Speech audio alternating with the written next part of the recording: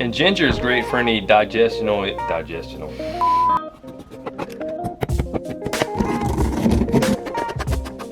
And ginger is the craziest cooking show you've ever seen.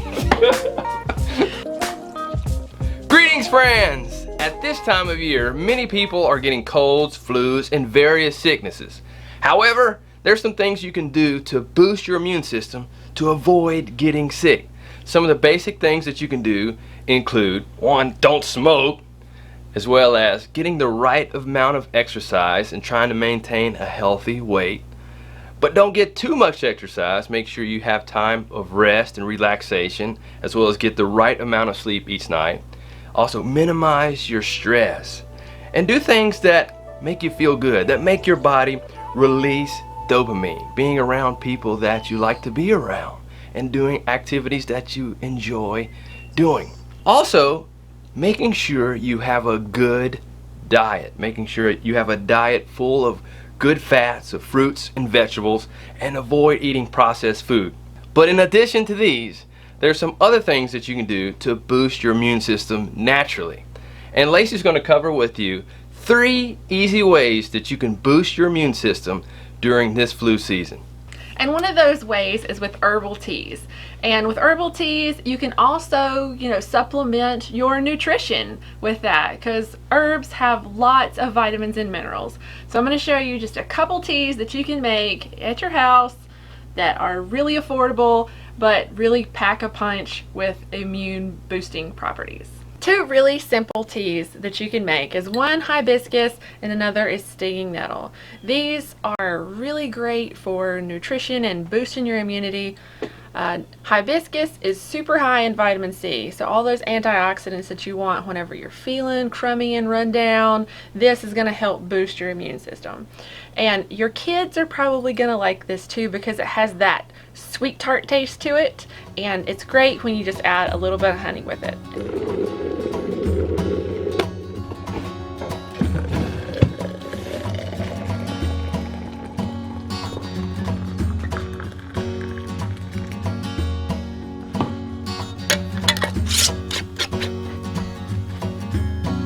And another great option is stinging nettle. Stinging nettle, it has tons of chlorophyll, and that's what your body needs to repair all the damaged tissues from any kind of sickness. So it is going to help you bounce back a lot faster, and it's actually a preventative for you getting sick as well.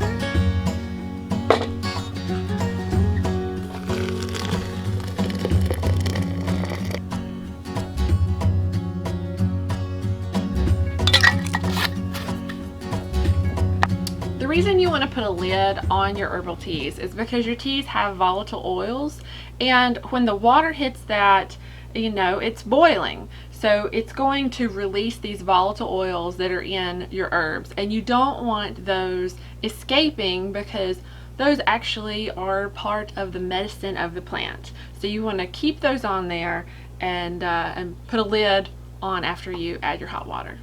Now, are there different steeping times for the different herbs, or do they all have one just set time? No, they don't all just have one set time. Hibiscus is not going to take as long. The nettle, you can let it sit for 8 hours and it becomes an infusion and even has more healing properties. But, I like to let them sit at least like 20 minutes for these, just to get a lot of nutritional value. Now, this morning I made myself some linden tea, which is very flowery, and it's just a really smooth, good for digestion, and I only let it steep maybe 5 or 10 minutes. So it really depends on what you prefer as far as taste, and kind of what you're going for as medicinal properties and how much you want to extract from that. Fantastic, and some of them are excellent, by the way. So what is the second way that people can boost their immune system? The second way that I recently learned was to make, a lot of people know about elderberry syrup, but when you make elderberry syrup, you have to use it between a set amount of time. But I've learned about elderberry honey. And so I took elderberries and soaked them in honey, and the honey will actually draw out all the medicinal properties from the elderberries, and then you let it sit and let it soak and strain out the elderberries later. And then so whenever you feel something coming on, like a cold or some kind of virus, You just take a teaspoon of honey, you put it in your tea, eat it straight off the spoon. That's how our kids like to do it because it tastes really, really good. So the elderberry honey isn't something you would necessarily do from a preventative standpoint, but something that you would do when you feel something coming on to kind of combat it and maybe keep you from getting it full-fledged. Yeah, you wouldn't do elderberry honey every day. You would do it at the onset of maybe just a little tickle in your throat, or maybe you're just not feeling well and, you know, kind of feel like you're coming down with something. But it wouldn't be for every single day. So how easy is it to make elderberry honey? I'm going to show you how easy it is. Here we go.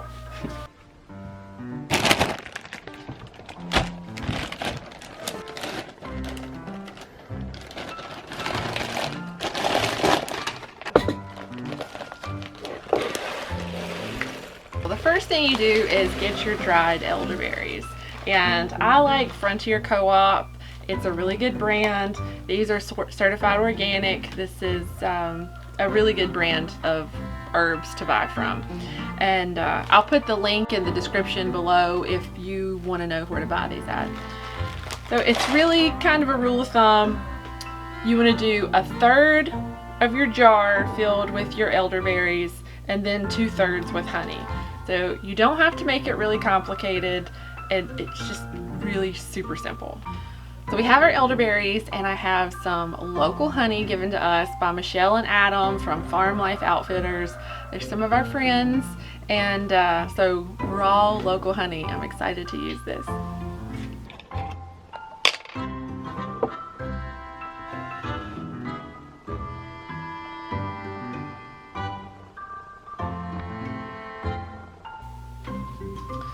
So there we have it. We have 1/3 of elderberries and 2/3 of honey, and it'll take a while for the honey to kind of get down in there, and you may actually have to add some more honey to the top, but I'll just take it and flip it over, and it takes a little while. So I just set it somewhere where I see it every day, and as I go by it, I'll just take it and flip it over and let it, you know, keep going, to keep rotating those elderberries all through the honey. Now you want to let this sit for 3 or 4 weeks to really get the elderberries infused into the honey, and then whenever it's finished, it's going to look really dark like that. You can't even see through it. It's going to be all purple and have all those, you know, virus fighting properties infused into the honey. And it tastes much better than Robitussin, by the way. It tastes really good. Even Micah, he'll get a scratch on his leg. He's like, I need elderberry honey. I was like, that's not what it's for, kid. Sorry. I'm sick. I need some elderberry honey. Yes. I'm like, that's not happening. And I made this elderberry honey with some wonderful gifts that were given to us from our Amazon wish list. I had put this raw, unfiltered Texas honey on there, along with elderberries. And you know, when I learned about doing elderberry honey, I thought, what a great match. So thank you so much to everyone that has bought stuff off of our wish list. We really appreciate it, and we never in a million years thought that we would be like so blessed with all of these things, that useful things that will be good for us, and then we can, you know, do videos like this and give back to you. So this video is for you all, and we appreciate it, but we credited you, and as you can see, we've definitely have been using. I don't know if I'm doing, no, not really, but we have been using. We thank you all very much. And this is really good. I'll link I'll put a link below for this as well. And for our third immune boosting remedy, we're gonna make fire cider. And there are so many different recipes out there. I've just kind of taken it upon myself to make my own, and that's what a lot of people do. This batch of fire cider that I'm making is going to have in it turmeric, ginger, horseradish, garlic, black peppercorns, bay leaves, white onions, red onions, and a lot of unfiltered apple cider vinegar. So what are the benefits to this remedy? Well, all of these things have great medicinal benefits. You know, so your turmeric is anti-inflammatory. Your garlic is antibacterial, antiviral, anti-inflammatory. horseradish and ginger. I mean, all of these ingredients have such great medicinal properties. And one great thing about the fire cider is that you can drink some every single day. Some people will do just an ounce, just a shot glass of the fire cider every day as a preventative. And then if you start feeling sick and you haven't been taking it, then just go ahead and take some. And it does pack a punch. When first time I took some of this, I was like, is this fire cider or fire water? Because it was like, wah. And usually it does contain habaneros or jalapenos, but since I can't do nightshades, I'm leaving those out this time. But if you really want it to give a good kick, go get you some habaneros. Just make sure you use gloves whenever you're cutting those up. So I've tried this before, but how do you actually make it? I've never seen you make this concoction before. Concoction. See what she has to do with? Yes. They see now. So all I'm going to do is cut everything up into really small pieces, put it in a jar, cover it with apple cider vinegar, and let it sit on a shelf for about 6 weeks. Shake it every now and then. That's it. Let's see it. So just like ginger, you can peel turmeric root with a spoon. I think they're really similar plants. They like to grow in tropical regions, although I've heard of people growing turmeric and ginger in closer to our area, which is 7B, but they have to dig it up and bring it in the wintertime and then replant it in the spring. And while we were in Costa Rica, they were growing everywhere. I didn't get to see it, but Mike did. Especially at the eco village that we went to visit. And make sure you stay tuned for that video. We're going to release it later on at some point. But they showed us how much turmeric was growing there. It was like, man, this stuff grows like weeds here. It's just everywhere. And he brought out this huge basket full of turmeric. It was crazy. It's like, that's a lot of money there. I think my fingers are going to be yellow by the time I get done with this.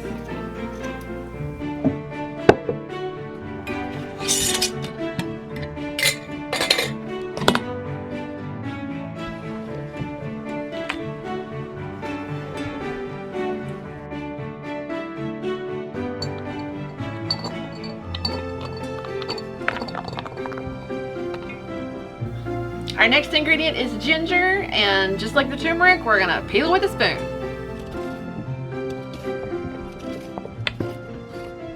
And ginger is great for any digestional. And ginger is great for any digestion issues. Digestion. Did I still say it wrong? And ginger is great for any digestion issues. Did I still say it wrong? I thought you were gonna say digestive. And ginger is great for any digestive or digestional diabetes. Take 573. And ginger is great for any digestive issues. Yes. And digestional too, if you have that, whatever that is. In the kitchen with Mike and Lacie.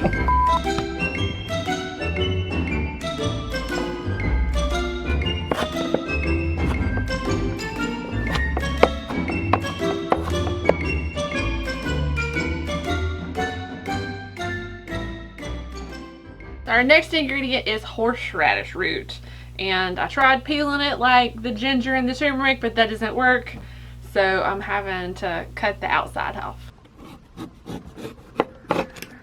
And horseradish is really good for fighting urinary tract infections, kidneys, as well as holding on to excess water, any bloating that you may have. So just some benefits of horseradish. I've actually never tried horseradish raw before. Let me just try one, see how it tastes. Think I can handle it? Good luck.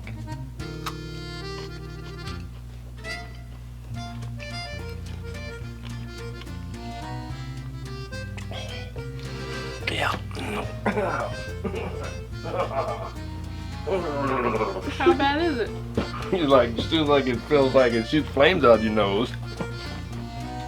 Be like, it's okay, it's okay, it's okay. Whew.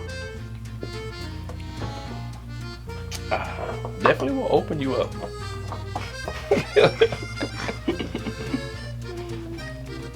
You want a video?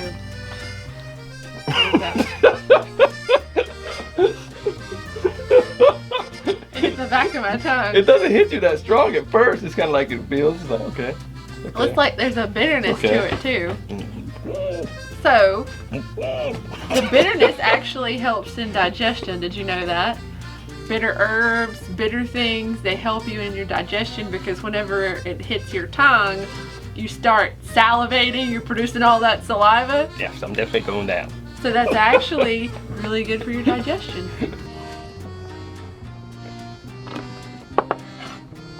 So for years, the term fire cider has been, you know, it's just the basic things like your apple cider vinegar and your peppers and garlic and all of these things. And everybody had like their own variation.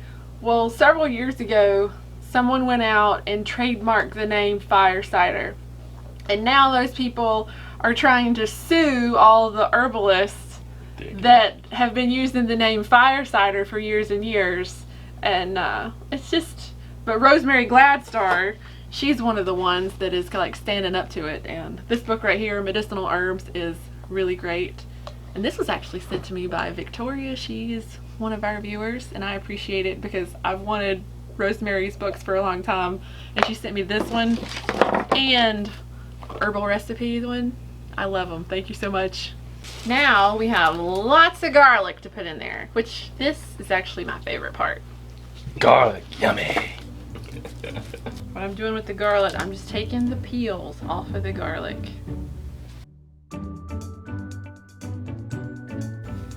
Cut the end off and smash it with your knife, and then the husk comes off. You can just pop them right in. Which you have done. Which I don't suggest if you're going to eat raw garlic to try to come up and kiss your wife right after you've eaten, or within hours of eating raw garlic. And you might need some of the ginger for some digestive issues if you just pop big cloves of garlic straight. Trust me, I know. Just a little public service announcement, FYI. A little burn going on right there. Maybe a lot sometimes. Especially if the clove's big enough. For those stomach issues, you need to use fermented garlic, not raw garlic, so you won't have those tummy issues. Lesson learned the hard way. Painful way. You live and you learn.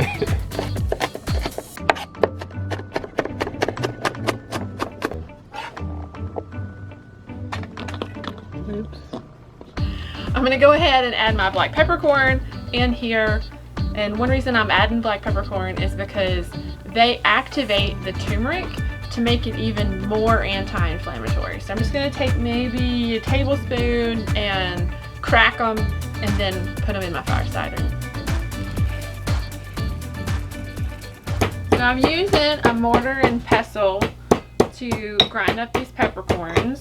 And I also use it to grind up other herbs or seeds that I have, like cumin. I love adding cumin, so I'll buy whole cumin and grind it up in here. I'll also do a chai mix that I like to make, which was star anise and cardamom and clove and all those great warming spices. So I really like using this.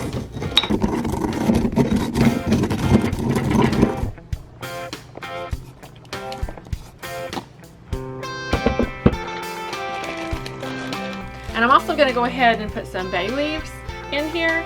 I can't remember exactly what medicinal properties that they have, but I know that they have antimicrobial properties. So I'm just going to go ahead and throw those in there as well. And now our next to last ingredient is onions. I have white onions and I have purple onions. Think you're going to need some of these? Considering how potent these are, I may need to borrow those. I'll let you use them.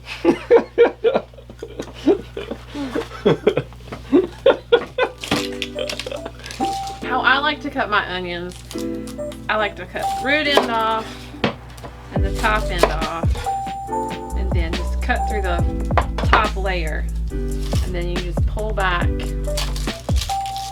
your paper layer of your onion off. Okay, here we go.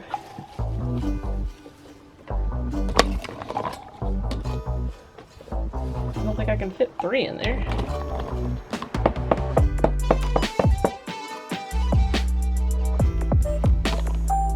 And now for our last ingredient.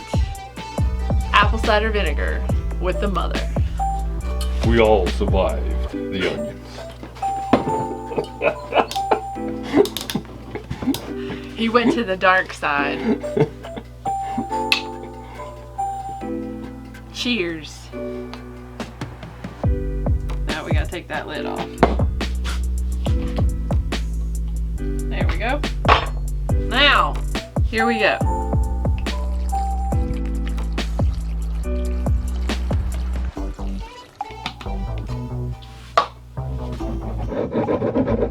I just like to shake it to get some of the air out of it. Add a little bit more apple cider vinegar to the very top. This is organic apple cider vinegar with the mother. That's what you want. You want raw apple cider vinegar. How often do you get health benefits explained to you with people who look like this? And we're a couple.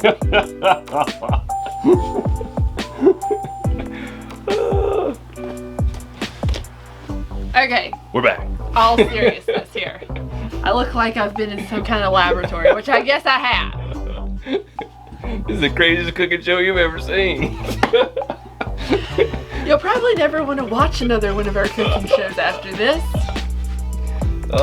Okay, so with apple cider vinegar, you know, it is corrosive because of the acidity. So you want to make sure you have a plastic lid on top. Or sometimes people put saran wrap on top and then do a metal lid. I'm not super fond of using saran wrap. So I'm going to show you these lids that I have.